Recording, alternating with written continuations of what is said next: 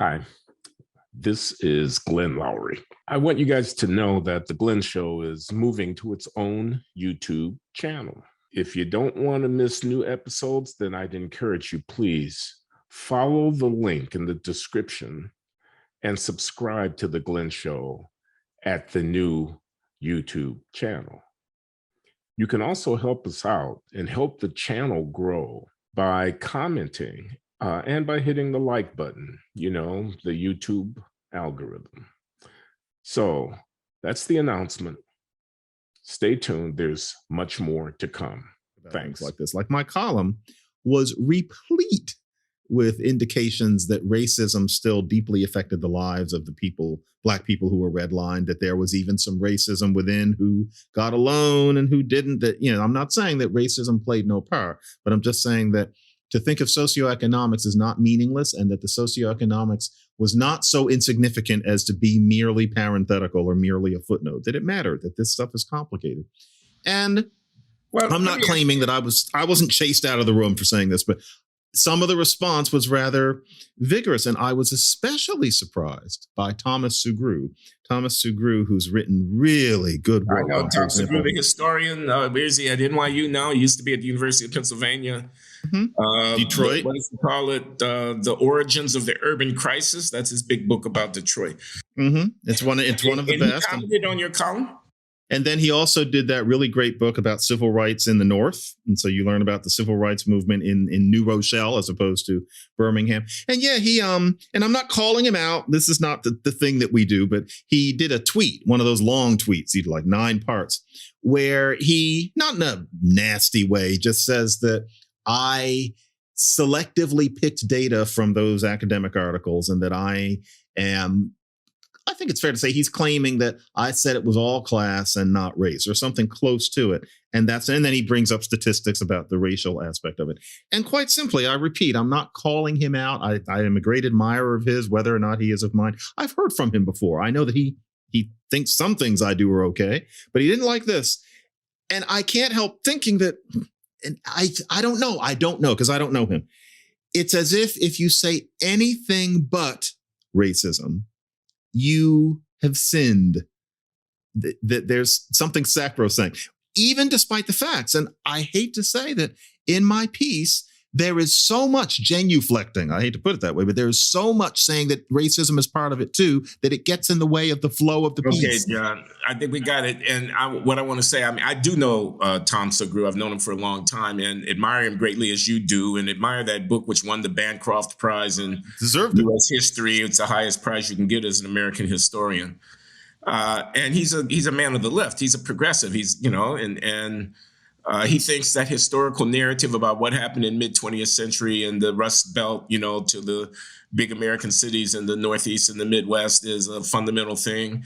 And he thinks that a lack of a more capacious social welfare vision, of a New Deal kind of commitment to, cushioning the ill effects of economic change on working people is a part of the problem. I mean, this is Tom Sugrue. This is his politics. Here's my suspicion about what's going on, which is, and it's not only going to be him, and I would regard him as among the more balanced, open-minded, level-headed, serious, I think so, yeah, participant. Yeah, and you agree with me about that.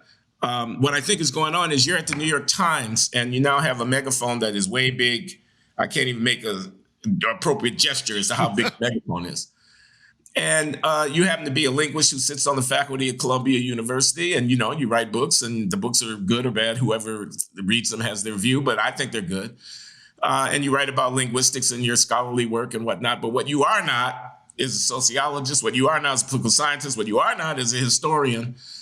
And nevertheless, the perch that you occupy gives you the authority to pronounce, and your pronounces have a certain gravity simply because of where they're coming from, and people will be influenced by what you say.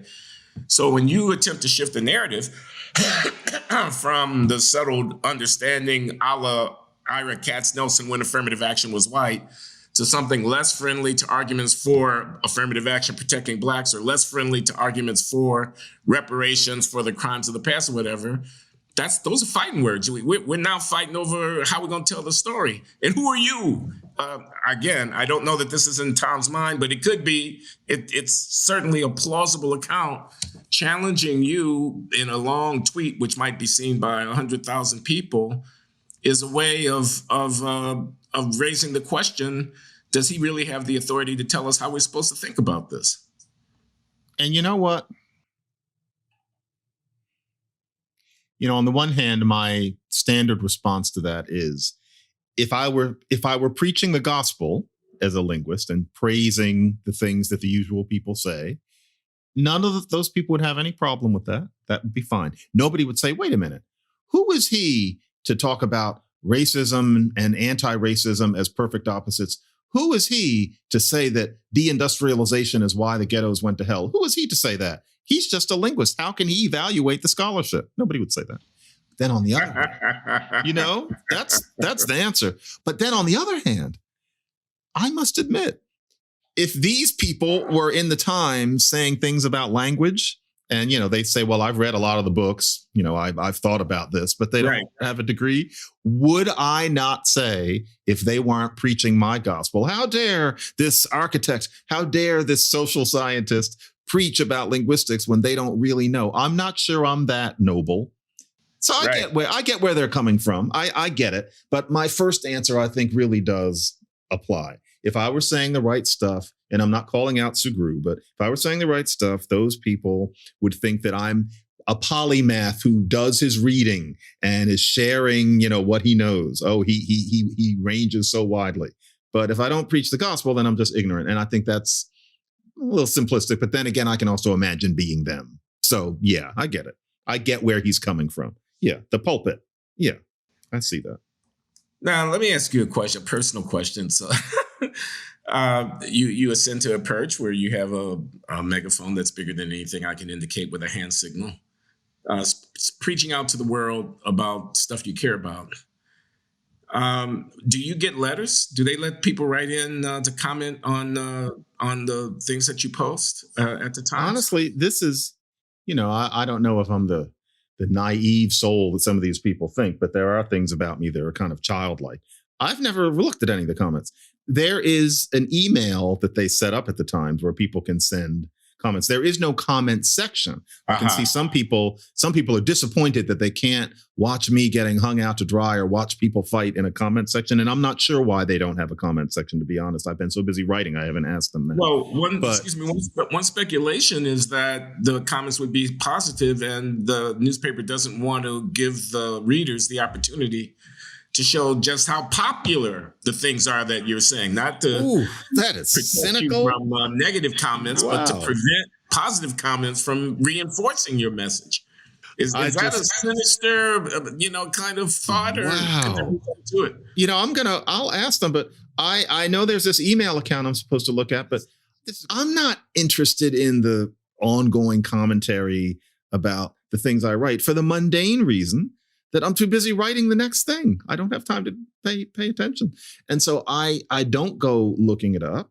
And I do get feedback, on social media. You get, it's not hard to figure out what my Columbia email is. So I get feedback and I do read it unless I can see that it's a screed. If I feel that it's a screed, people should know that I glaze right over and I delete it.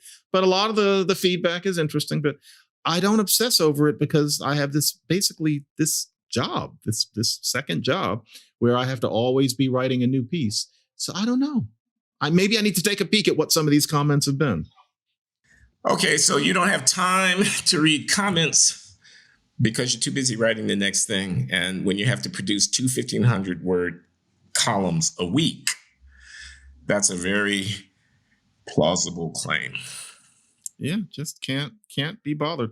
But somebody like Sugru will write something on Twitter, and if I catch it, I'm interested. I want to know what Tom Sugru thinks, but I don't think that column that I wrote cherry picked from those articles. I just think that it looks a certain way for me to highlight some things in the article more than others. Although what I highlighted is what those articles were meant to highlight. I wasn't taking something out of, some paragraph in the middle. That's what these social scientists working with quantitative data were trying to say, and they were not right wingers. So I enjoyed writing that because it was learning something new. I was trying to share something new. Okay, this continues the interrogation of John Hamilton McWhorter V about his role at the New York Times column that he's producing.